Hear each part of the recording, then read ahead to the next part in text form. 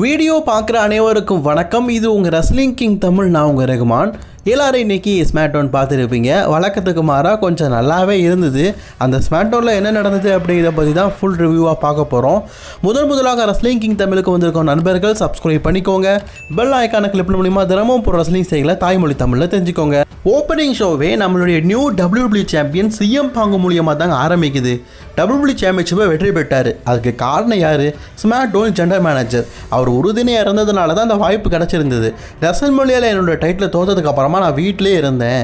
கிட்டத்தட்ட 3 வருஷமாக எந்த விதமான ஆப்பர்ச்சுனிட்டியும் எந்த விதமான மேட்சும் இல்லாமல் இருந்தேன். ஆனால் கரெக்டாக அதற்கான நேரம் கிடைக்கும் போது என்னை கூப்பிட்ட ஸ்மாக்டவுன் ஜெனரல் மேனேஜருக்கு நன்றி. இப்போது இந்த டைட்டில் டிஃபெண்ட் பண்ணுற நேரம் யார் கூட மோதலாம்? ராய்ஸ்கி கூட மோதலாமா, இல்லாட்டா சாமி செயின் கூட மோதலாமா, ஃபின் பேலர் கூட மோதலாமா அப்படின்னு கேட்கும்போது அந்த இடத்துக்கு கோடி ரோட்ஸ் வராரு. என்ன கண்ணில் கொஞ்சம் அடிபட்டுருக்கு போல இருக்குது. இதே வார்த்தையை ரெசல்மேனியா முடிஞ்சதுக்கப்புறமா பங்கு கோடி ரோட்ஸை பார்த்து கேட்டிருப்பாரு. இன்றைக்கி கோடி பங்கை பார்த்து கேட்டிருப்பாரு. இதுதான் பட்டர்ஃப்ளை எஃபெக்ட் அப்படின்னு சொல்லுவாங்க போல இருக்குது. இப்போது பங்கு டேரெக்டாகவே கேட்காரு, எதுக்குப்பா இங்கே இடத்துக்கு வந்திருக்கிற? அதாவது நான் மோத வேண்டிய டைட்டிலுக்காக தான் நீ மோதுற, நான் வச்சுருக்கிற டைட்டில் தான் நீ வச்சுருக்கிற. நிறுத்து, என்னத்தை சொல்ல வர? சும்மா செவ்வாட்டும் இழுக்கிறாத. மெயினான மேட்ருக்கு வா.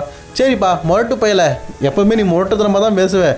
எனக்கு டைட்டிலுக்கான ஆப்பர்ச்சுனிட்டி வேணும், அதுவும் SummerSlamல வேணும். சரி வச்சுக்க. எவ்வளோ சிம்பிளாக பங்கு சொல்லிட்டாரு பாருங்களேன். எதுக்காக வந்திருக்கிற? சும்மா வள கொலவெல்லாம் பேசக்கூடாது. எதுக்காக நீ வந்திருக்கிற? டைட்டிலுக்காகவா? ஓகே, SummerSlamல வச்சுக்கலாம் அப்படின்னு சொல்லிட்டு அஃபிஷியலி கன்ஃபார்ம் பண்ணிட்டாங்க. WWE பார்த்தீங்கன்னா அஃபிஷியலி இந்த மேட்சை மெயின் ஈவெண்ட் அப்படின்னும் சொல்லியிருக்கிறாங்க. அதுக்கப்புறமா ஒரு சிங்கிள்ஸ் மேட்சுங்க. டாமா டாங்காக்கும் ஃபின் பேலருக்கும். போன வாரம் ஃபின் பேலரை பேக் ஸ்டேஜில் டாமா டாங்கா அடிச்சிருப்பாங்க. அதன் எதிரொலியாக இன்றைக்கி இவங்க 2 பேருக்குள்ள ஒரு மேட்ச். ஃபின் பேலர் நீண்ட வருடத்துக்கு அப்புறமா ஸ்மாக்டவுனில் ஒரு சிங்கிள்ஸ் மேட்ச் விளையாடல. டாமா டாங்காவை சொல்லக்கூடாது, உண்மையிலேயே இந்த மேட்சில் வெற்றி பெறும்னு சொல்லிட்டு ரொம்ப முயற்சி பண்ணுறாரு. ஆனால் நீண்ட நாளுக்கு அப்புறமா ஃபின் பேலர் ஒரு சிங்கிள்ஸ் மேட்ச் விளையாட்டாரு. ஸ்மாக்டவுனில் அவருக்கு வெற்றியை நிரூபிக்க ஒரு வெற்றி தேவை. அதுக்காக இந்த மேட்ச்சில் ஃபின் பேலர் வெற்றி பெற்றிருக்காரு. நீண்ட நாளுக்கு அப்புறமா நான் சொன்ன மாதிரி ஸ்மாக்டவுனில் ஒரு மேட்ச்சில் ஃபின் பேலர் இன்றைக்கி வெற்றி பெற்றிருக்காரு. அப்படியே பேக் ஸ்டேஜுக்கு போனோன்னா கார்மலைஸ் இருக்கிறாரு. கார்மலைஸ் பார்த்தீங்கன்னா ஒரு மெசேஜை ட்ரிபிள் எம்ஸ்க்காக சொல்கிறாரு. இன்றைக்கி உனக்கு ஒரு மேட்ச் இருக்குது, அதுவும் ஏன் கூட. இதில் நான் வெற்றி பெற்றதுக்கப்புறமா யுனைடெட் சாம்பியன்ஷிப்பான வாய்ப்பை யாராலும் தடுக்க முடியாது, ரிக்கியால் கூட தடுக்க முடியாது அப்படிங்கிற மாதிரி பேக் ஸ்டேஜில் ஒரு மெசேஜை பார்த்தீங்கன்னா தட்டி விடுறாரு. அதுக்கப்புறம் அப்படியே இன்னொரு பக்கம் போனோன்னா வார்டைடஸ் ட்ரூத்தை பார்த்து இன்றைக்கி நம்ம டைட்டிலுக்கான மேட்சை வச்சுக்கணும்னு சொல்லியிருந்தோம், அதை விட்டுட்டு என்னப்பா தனியாக பேசிக்கிட்டு இருக்கேன்னு கேட்கும்போது நான் வேறொரு விஷயமா பேசிக்கிட்டு இருக்கேன் அப்படின்னு சொல்லும்போது அந்த இடத்துக்கு ஜிம்மி அண்ட் ஜேக்கப் ஹார்ட் வராரு. ஜிம்மி ஓசோ கொஞ்சம் ரெக்வஸ்ட் பண்ணுறாரு வார்டைடஸ்ட்டை, நாங்கள் 2 பேரும் கொஞ்சம் தனியாக பேசணும், நீங்கள் போகிறீங்களான்னு. சரி நாங்கள் போகிறோம் அப்படின்னு சொல்லிட்டு வார்டைடஸும் அந்த இடத்த விட்டு போயிட்டாங்க. இப்போது இந்த இடத்துல ஜிம்மி ஓசோ ஒரு விஷயத்தை கேட்குறாரு ட்ரூத்துக்கிட்ட, எங்கேயாவது என்னோடய ப்ரதரை பார்த்தியா? உன்னுடைய சின்ன தம்பியை பற்றி தானே கேட்குற? உன்னுடைய சின்ன தம்பியை நான் பார்த்தேன்ப்பா, அவன் பேக் ஸ்டேஜில் நின்றுட்டு இருந்தான், அவன்கிட்ட போய் பேசுங்க அப்படின்னு சொல்கிறாரு. அந்த இடத்துல தேங்க்யூ அப்படின்னு சொல்லிட்டு போகும்போது நிப்பாட்டுறாரு ஜேக்கப் ஹார்ட். நீ கேட்டது தப்பாக கேட்டிருக்க, நான் இப்போ கேட்குறேன் பாரு. சோலோ சிக்காவா யாருக்கிட்டையாவது பேசிக்கிட்டு இருந்தானா அப்படின்னு கேட்குறாரு. ராய்ஸ்கிட்டெல்லாம் பேசிக்கிட்டே இல்லைப்பா அப்படின்னு சொல்லிட்டு ட்ரூத் உளறிட்டார். ஸோ ராய்ஸ்கி கிட்ட தான் பார்த்தீங்கன்னா சோலோ சிக்காவாக பேசிக்கிட்டு இருக்காரு. அதை இதன் மூலியமாக தெரிஞ்சுக்கிட்டாரு. இப்போ இந்த இடத்துக்கு டேமியன் ப்ரீஸ் வராரு. டேமியன் ப்ரீஸ் என்ன சொல்கிறாருன்னா, ஆமாம் அவன் ராய்ஸ்கி கிட்ட தான் பேசிக்கிட்டு இருக்கான், அதை நானே பார்த்தேன் அப்படின்னு சொல்லிட்டு போட்டு விட்டுட்டு போயிட்டார். ஏன்டா போட்டு விட்ட அப்படின்னு ட்ரூத்து கேட்டால், அவன் நம்ம ஃபேமிலி கிடையாது, நம்ம பிஸ்னஸ் கிடையாது, நாம் அதை பற்றி கவலைப்படாதான் ட்ரூத்து, நம்ம பிஸ்னஸை பார்ப்போம் அப்படின்னு சொல்லிட்டு போகிறாரு. இன்னும் டேமியன் ப்ரீஸுக்கு ராய்ஸ்கி மேலே கோவம் தான் போல இருக்குது. பேக் ஸ்டேஜில் ஸ்மாக்டவுன் ஜெனரல் மேனேஜரை பார்க்கறதுக்காக குந்தர் வந்திருக்காரு. நடந்த விஷயம்லாம் தப்பு தாயா, நான் ஒன்று அடிச்சிருக்கக்கூடாது, தப்பு தான். ஓகே, இப்போ நான் இந்த இடத்துல எனக்கான ஆப்பர்ச்சுனிட்டியை கேட்டு வந்திருக்கிறேன். உனக்கு தெரியுமே அன்டிஸ்பியூட்டட் டைட்டிலுக்காக நான் பல தடவை மோதியும் தோற்று போயிட்டேன். இப்போது எனக்கு ஒரு வாய்ப்பு தான், அன்டிஸ்பியூட்டட் சாம்பியன்ஷிப்பான வாய்ப்பு தான். இப்போ CM பாங்குக்கும் கோடி ரோட்ஸுக்கும் ஒரு மேட்ச் நடத்துகிறல, மேபி அதில் என்னை சேர்த்துக்கோ, இல்லாட்டா அதுக்கு முன்னாடியே எனக்கு ஒரு வாய்ப்பு தான் அப்படின்னு கேட்கும்போது கண்டிப்பாக இதை பற்றி நான் பரிந்துரை பண்ணியாகணும். எனக்கு மேலே 4 அதிகாரிகள் இருப்பாங்கப்பா, அவங்கக்கிட்ட நான் பேசிக்கிட்டு உனக்கான வாய்ப்பை எப்போ தரலாம் அப்படிங்கிறத பற்றி நான் கேட்டு சொல்கிறேன், நல்ல முடிவாக நான் இன்றைக்குள்ளே சொல்கிறேன் அப்படிங்கிற மாதிரி குந்தர் கேட்டதுக்கு ஆன்சராக பார்த்தீங்கன்னா நிக்கோடல் சொல்லியிருக்காரு. ஸோ கூடிய சீக்கிரம் ஆன்சர் பண்ணுவாருன்னு எதிர்பார்க்கலாம். அதுக்கப்புறமா பிளட் லைன் செகமெண்ட்டுங்க. Jimmy Uso and Jacob Hart இதுக்கு முன்னாடி சில நாட்களாகவே பார்த்தீங்கன்னா ஜிம்மி ஊசோவை பயங்கரமான முறையில் தாக்குதலை நடத்தியிருக்கிறார் சோலோ சிக்காவா அதை பற்றி பேசுகிறாரு. அப்போ அந்த இடத்துக்கு சோலோ சிக்காவா வருவான்னு பார்த்தா ராய்ஸ்கி வராரு. ஐயா ராயா, உனக்கு இங்கே என்னையா வேலை அப்படின்னு கேட்கும்போது, நான் பிளட் லைன் பிஸ்னஸை பற்றி பேசுறதுக்காக வந்திருக்கிறேன். பிளட் லைன் பிஸ்னஸை பற்றி பேசுறதுக்கு இது சரியான நேரம் கிடையாது, நீ வேறு எதாவது பேசுன்னு சொன்னாலும் அதை பற்றி கேட்க மாட்டேக்காரு. இப்போ ஜேக்கப் ஹார்ட் என்ன சொல்கிறாருன்னா, இந்த இடத்துல நான் தேவையில்லை, எனக்கு இந்த இடத்துல இருக்கிறதுக்கும் விருப்பம் இல்லை, நான் பேசுறதுக்கும் விருப்பம் இல்லை, நான் அந்த இடத்த விட்டு போகிறேன்னு சொல்லிட்டு அந்த இடத்த விட்டு போயிட்டார். ஏன்னா ராய்ஸ்கியோட பெஸ்ட்டு ஃப்ரெண்டு தான் ஜேக்கப் ஹார்ட். இவங்க 2 பேருக்குள்ள சண்டை வரக்கூடாதுல்ல, அதனால் அந்த இடத்த விட்டு போயிட்டார். இப்போது ராய்ஸ்கி ஜிம்மி ஊசோ பார்த்து சொல்கிறாரு, நான் இன்றைக்கி பிளட் லைன் பிஸ்னஸில் இன்வால்வ்மெண்ட் ஆகிட்டேன், அதுவும் ஒன்றை எதிர்த்து மோத போகிறேன்னு சொல்லிட்டு ஜிம்மி ஊசோவை அடிச்சிட்டாரு. இப்போ ஜிம்மி ஊசோக்கும் ராய்ஸ்கிக்கும் ஒரு சிங்கிள்ஸ் மேட்சை இதே இடத்துல கன்ஃபார்ம் பண்ணிட்டாங்க. மேட்ச் நல்லா தாங்க போயிட்டு இருக்குது. ஒரு கடத்தில் ஜிம்மி ஊசோ இருக்கிறாரு தெரியுமா, இந்த ஆடியன்ஸ் சைடு இந்த ரிங் பில் அடிப்பாங்களா, அது பக்கத்தில் இருந்து கொஞ்சம் ரெஸ்ட் எடுக்கிற மாதிரி இருக்கார். அப்போ அவருக்கு பின்னாடி யார் நிற்கிறா, சோலோ சிக்காவா, இவருடைய செல்ல தம்பி. பின்னாடி திரும்பி பார்த்தா செல்ல தம்பி அப்படியே சிரிச்சுக்கிட்டே பார்த்தீங்கன்னா அவருக்கு ஒரு சம்மோன் ஸ்பைக்கை போடுறதுக்கு ரெடியாக இருக்கார் போல இருக்குது. சம்மோன் ஸ்பைக்கை போடுறதுக்கு வந்துட்டார். அப்போ அந்த இடத்துல சரியாக பார்த்தீங்கன்னா வந்து விட்டார் ஜேக்கப் ஹார்ட். எப்படா என் தம்பி மேலே கையை வைக்கலாம் அப்படின்னு சொல்லிட்டு இன்னொரு அண்ணன் வந்துட்டார் போல இருக்குது. பார்த்த உடனே இவருடைய கோத்தை பார்க்கணுமே சோலோ சிக்காவுக்கு. சோலோ சிக்காவும் ஜேக்கப் ஹார்ட்டும் மாறி மாறி அடிச்சுக்கிட்டு இருக்காங்க.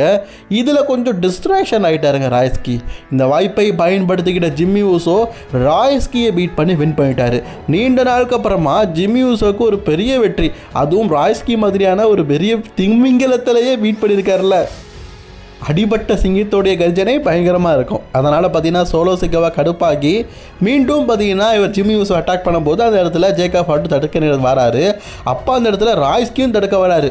ஒரு கட்டத்தில் நண்பனா சகோதரனான்னு பார்க்கும்போது சகோதரன் தான் பெருசு அப்படிங்கிறதுக்காக அவருடைய பெஸ்ட்டு ஃப்ரெண்டான ராய்ஸ்கியை அட்டாக் பண்ணிட்டாரு. அட்டாக் பண்ணிட்டு சோலோ சிக்காவா வர வர ரொம்ப சேட்டப் பண்ணிட்டு இருக்காம்ல, இவனுக்கு ஒரு முடிவு கெட்டியாகணும்னு சொல்லிட்டு சோலோ சிக்காவோட கழுத்தில் சேரை வச்சுட்டு அங்கேருந்து இங்கே போடுறதுக்கு வர்றாரு. நல்ல வேலை நிப்பாட்டிட்டார் மனுஷன். நானும் அவளுந்தான் சோலோ சிக்காவா இன்னைக்கு அவருடைய லாஸ்ட் டான்ஸ் ஆடிடுவார்னு நினச்சேன். பட் நல்ல வேலைங்க சோலோ சிக்காவா தப்பிச்சிட்டாரு. இப்போ என்ன சொல்கிறாருன்னா, இதுதான் அவனுடைய லாஸ்ட்டு வார்னிங்கு, பிளட் லைனில் சேரலாமா வேண்டாமா அப்படிங்கிறத நல்லா யோசித்து முடிவு எடுத்துக்க. இது ரோமனுடைய பிஸ்னஸ்ஸு, இதுக்கும் மேலே ஏதாவது பண்ணனா எதிர்பார்க்காதது நடக்குன்னு சொல்லிட்டு போயிட்டாருங்க. வர்மா மரண பயத்தை கண்ணு முன்னாடி காட்டிட்டாங்க. வருமா சோலோ சிக்காவோட முகத்தை பாருங்களேன். உண்மையிலேயே இன்றைக்கி ஜேக்கப் ஹார்ட் மிரட்டி விட்டுட்டாருங்க. அப்படியே பேக் ஸ்டேஜுக்கு போகணுன்னா சிஎம் பாங் பார்த்தீங்கன்னா நியூ WWE சாம்பியன். அவர் வந்து அஃபிஷியலி சம்மர் ஸ்லாமில் கோடி ரோட்ஸ் எதிர்த்து மோதுறாரு. அதை பற்றி பேசிக்கிட்டு இருக்கும்போது அந்த இடத்துக்கு பார்த்தீங்கன்னா கேண்டிஸ் வராங்க. என்னப்பா உனக்கு சந்தோஷமா, சமி ஜெயின் முழுசாக 9 நாள் கூட WWE சாம்பியன்ஷிப்பை வச்சுக்கல, அதுக்குள்ளே அவன்கிட்ட இருந்து சாம்பியன்ஷிப்பை பிடிக்கிட்டல, இப்போ உனக்கு சந்தோஷமா அப்படின்னு கேட்குறாரு. பங்கு சொல்கிறாரு, இதெல்லாம் பிஸ்னஸ் அப்படின்னு. என்ன பிஸ்னஸ்ஸு, அண்டர் ரேட்டாக இருக்கிற நாங்கள்லாம் சாம்பியன்ஷிப்பை வின் பண்ணுறதே பெருசு, அதுவும் WWE சாம்பியன்ஷிப்பை வின் பண்ணான். உனக்கு ஒரு விஷயம் தெரியுமா, ஜானி கர்கனவை எழுப்பதுக்கு அவன் எவ்வளோ முயற்சி பண்ணான், எம்பிட்டோ முயற்சி பண்ணி கடைசியில் வந்து எல்லாமே நாசமாக போயிடுச்சு. அதுக்கு காரணம் நீ தான். நீ மட்டும் வராமல் இருந்திருந்தா எப்படியாவது சாமி ஜெயின் வந்து ஜானி கர்கனவை எழுப்பதுக்கு முயற்சி பண்ணியிருப்பான் அப்படிங்கிற மாதிரி பேசுகிறாரு. அவருடைய நிலைமையை சொல்கிறாரு, கரெக்டு தான். அதே நேரத்தில் சிஎம் பங்க் அந்த இடத்த விட்டு போகும்போது ஃபின் பேலர் பார்த்தீங்கன்னா ஃபேஸ் டு ஃபேஸ் சிஎம் பங்கை பார்க்குறாரு. ஆல்ரெடி ராலே அவங்க ஹெவி வெயிட் சாம்பியன்ஷிப்பாக மோதிருக்காங்க. பட் ஆனால் இது ஸ்மாக் டவுன் பிஸ்னஸில், அதனால் ஃபின் பேலர் அப்படியே டைட்லேயே பார்க்குறாரு. அதுக்கப்புறமா அலெக்சா பில்ஸோடைய நேரம். அலெக்சா பில்ஸ் பார்த்தீங்கன்னா இன்றைக்கி ஜேட் கார்டுகளை எதிர்த்து ஒரு சிங்கிள்ஸ் மேட்ச்க்காக மோடுறாங்க. கூடவே எங்களுடைய பெஸ்ட் ஃப்ரெண்டான ஷார்லட் ஃப்ளேரும் வந்திருக்கிறாங்க. மேட்சை பொறுத்த வரைக்கும் நல்லா தான் கொண்டு போகிறாங்க. இந்த ஒரு கட்டத்தில் இந்த மேட்ச்சில் பார்த்தீங்கன்னா ஜேட் கார்டுகள் தான் வெற்றி பெறுவாங்க. வெற்றி பெற்றாங்க. வெற்றி பெற்றதுக்கப்புறமா தன் டீம் மெம்பர்ஸ் எல்லாரையும் கூப்பிட்டு அலெக்சா பில்ஸை கையை உடைக்கலாம் அப்படின்னு சொல்லிட்டு முயற்சி பண்ணுறாங்க. என்னுடைய டோலியோடைய கையை எப்படி நீ உதைப்பன்னு சொல்லிட்டு தடுத்து நிறுத்ததுக்காக ஷார்லட் ஃப்ளேர் பலவித முயற்சிகளை எடுக்கிறாங்க. ஆனால் அந்த ஒவ்வொரு முயற்சிகளும் ஃபெயிலியரில் தான் முடியுது. பிகாஸ் இவங்க 3 பேர், இவங்க ஒருத்தங்க, நாங்கள் 4 பேர் இந்த பாட்டை கேட்டு போகணும். அதே மாதிரி இவங்க 3 பேர் போல இருக்குது. மிஷினும் பீஃபாமும் ஷார்லட் ஃப்ளேரோட கையை ஒரு மூலையில் பிடிச்சிட்டு இருக்காங்க. இந்த பக்கம் ஜேட் கார்கில் அலெக்சா பில்ஸோடைய கையை முறிக்கிறாங்க. பாருங்களேன், ஐட்டு பார்க்கவே பயங்கரமாக இருக்குல்ல. அதுலேயும் ஒரு கட்டத்தில் பார்த்தீங்கன்னா அலெக்சா பில்ஸோடைய கைக்கு மேலேயே ஒரு மிதி, அம்பிட்டு தான். அலெக்சா பில்ஸை பார்த்தீங்கன்னா WWE இனிமேல் சில நாட்கள் காட்ட மாட்டாங்க. இன்றைக்கி அலெக்சா பில்ஸோடைய கை உடைஞ்ச மாதிரி ஒரு செக்மெண்ட்டை க்ரியேட் பண்ணி விட்டுருக்குறாங்க.